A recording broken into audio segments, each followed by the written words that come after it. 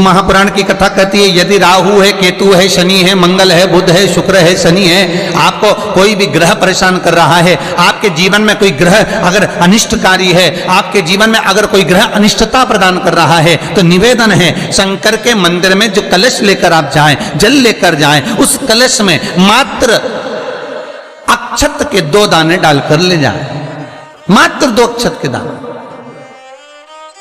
जैसे सूर्य नारायण को प्रसन्न करने के लिए अपन कुंकू डाल लेते हैं, हल्दी डाल लेते हैं जल में, या चने की दाल डाल लेते हैं जल के अंदर।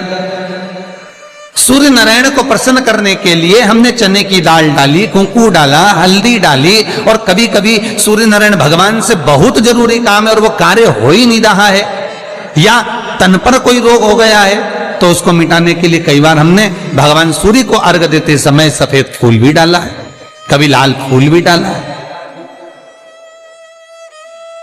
उसी तरह भगवान शंकर से निवेदन करने के लिए, हमारी ग्रह दशा सुधारने के लिए जल के पात्र में 2 अक्षत के दाने, अक्षत भी पूर्ण अक्षत, पूर्ण अक्षत, खंडित नहीं, पूर्ण अक्षत भगवान शंकर को समर्पित कर दें। और बाबा भोलेनाथ को जब हम जल समर्पित करें तो राहु, केतु, मंगल, शनि, शुक्र, बृहस्पति जितने ग्रह हैं सब अनुकूल हो जाते हैं महाराज, सब अनुकूल। इतना बड़ा दर्पण जिसमें मुंह देखते हो आप, मुख, इतना बड़ा दर्पण लिया। अच्छा, पहले के लोग जानते नहीं है, पहले जो घरों में, आजकल तो फैशन की बंदरवाल होती है, दरवाजे पे जो बंदरवाल लोग लगाते हैं, कहीं मोती की लगा रहे, कहीं काय की लगा रहे, परंतु पहले जो बंदरवाल होती थी उस बंदरवाल में अगर कई शहरों में, जैसे काशी साइड में, तो आज भी जो बंदरवाल मिलती है उत्तर प्रदेश में, और चलो तो गुजरात में, तो उसमें इतने बड़े बड़े कांच लगे रहते हैं, दर्पण। उसका क्या महत्व है, उसकी मूलता क्या है? शिव महापुराण की कथा कहती है दर्पण इतना बड़ा ले लो, बंदरवाल अगर दर्पण वाली नहीं तो इतना बड़ा दर्पण लो, हनुमान जी के मंदिर में जाकर, क्योंकि हनुमान शंकर का ही अवतार है, हनुमान जी के मंदिर में जाकर हनुमान जी के उल्टे पांव का थोड़ा सा सिंदूर, चरण का थोड़ा सा सिंदूर एक कागज में लेकर आ जाइए, और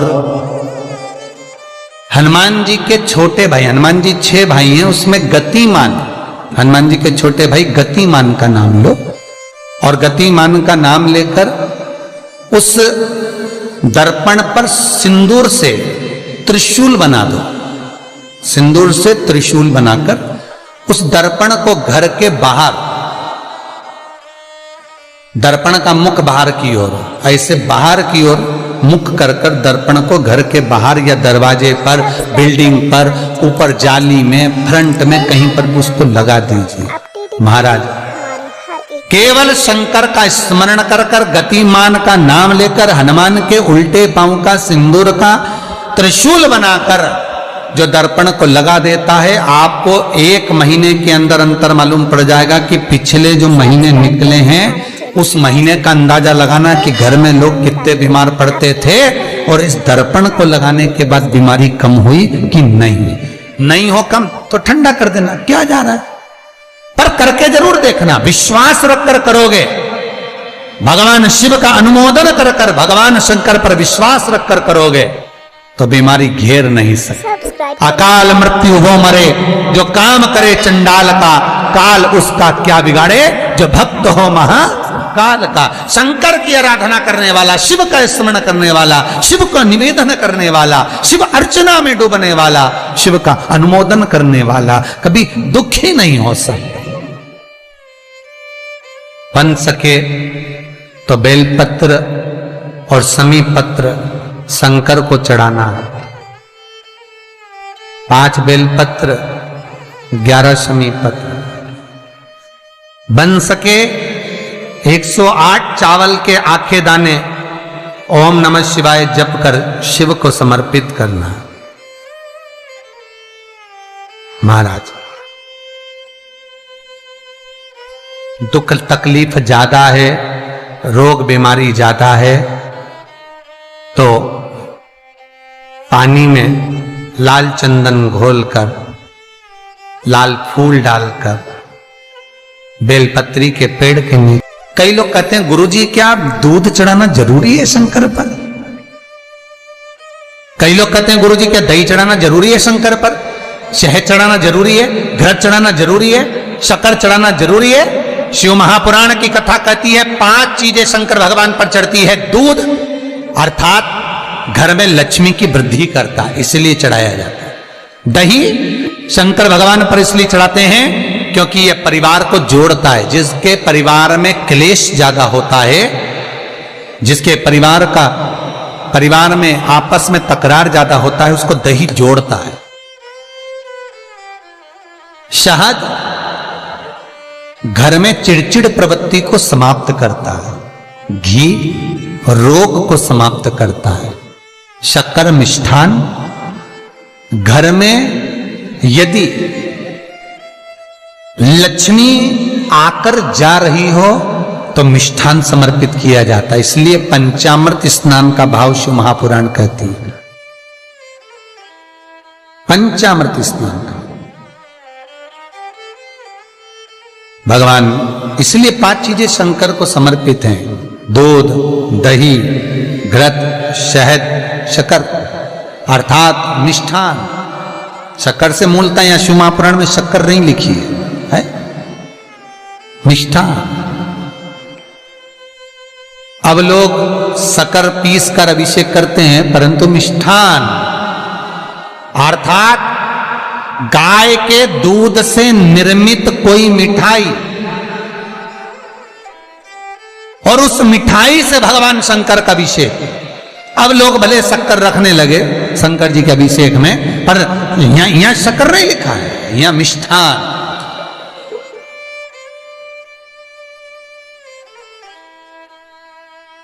हमारे यहां सहज भाषा में कहते थे उसको खांड अर्थात मीठा भाव भगवान शंकर को समर्पित हो।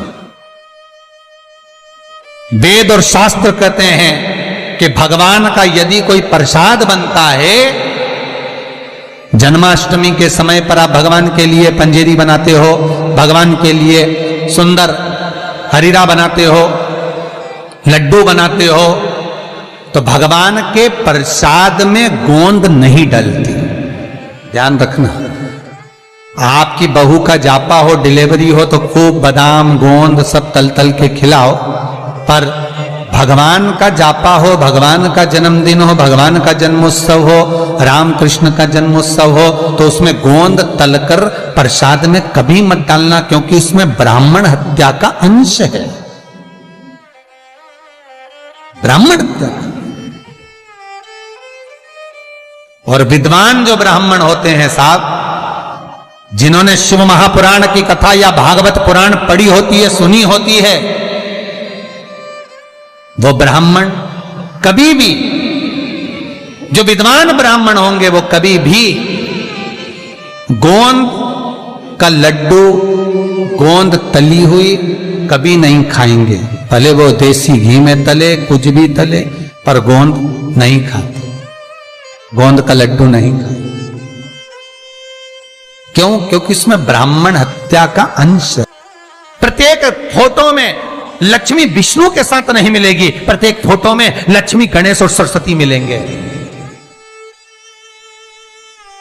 दीपावली पर पाना खरीद कर लाओ, दिवाली पर कागज खरीद कर लाओ, दिवाली पर फोटो खरीद कर लाइए, लक्ष्मी गणेश के साथ मिलेगी, लक्ष्मी सरस्वती के साथ मिलेगी, पर लक्ष्मी विष्णु के साथ नहीं। क्यों? किस लिए? भगवान विष्णु और लक्ष्मी का फोटो नहीं, गणेश सरस्वती और लक्ष्मी का फोटो। क्यों? उसका कारण यहां है, पार्वती जी ने गणेश जी को लक्ष्मी की गोद में दे दिया, ले आज से तू पूर्ण लक्ष्मी हो गई। ये सरस्वती तुझे लेकर आई है, इसकी साक्षी में मैं अपनी औलाद गणेश, अपना पुत्र गणेश तुझे गोदी देती। जा, तेरी गोद में गणेश बैठ गया, तो तू पूर्ण कहलाए। सब्सक्राइब करें। इसलिए हिंदू धर्म में दिवाली के दिन विष्णु और लक्ष्मी का फोटो नहीं, गणेश, लक्ष्मी, सरस्वती का फोटो क्यों पूजा जाता है? लक्ष्मी भगवान विष्णु के साथ अगर रहेगी तो अपूर्ण मानी जाए। स्त्री की संतान नहीं तो अपूर्ण है, पूर्ण हो गई जब संतान गोदी आ गई। हमारे हर एक संतान गोद आ गई है तो वो पूर्ण है। भगवान विष्णु के साथ लक्ष्मी की पूजन इसलिए नहीं होती दिवाली पर, क्योंकि लक्ष्मी अगर नारायण के साथ है तो वह पूर्ण कहलाएगी, और लक्ष्मी गणेश जी के साथ अगर बैठी है तो वो पूर्ण कहलाएगी। और दुनिया के लोगों को अपूर्ण लक्ष्मी नहीं चाहिए, दुनिया के लोगों को भरपूर पूर्ण लक्ष्मी चाहिए, जो संपदा से परिपूर्ण हो, हमारे हर वैभव और सत्ता से परिपूर्ण हो। श्री शिवाय नमस्तुभ्यं। श्री शिवाय नमस्तुभ्यं। श्री शिवाय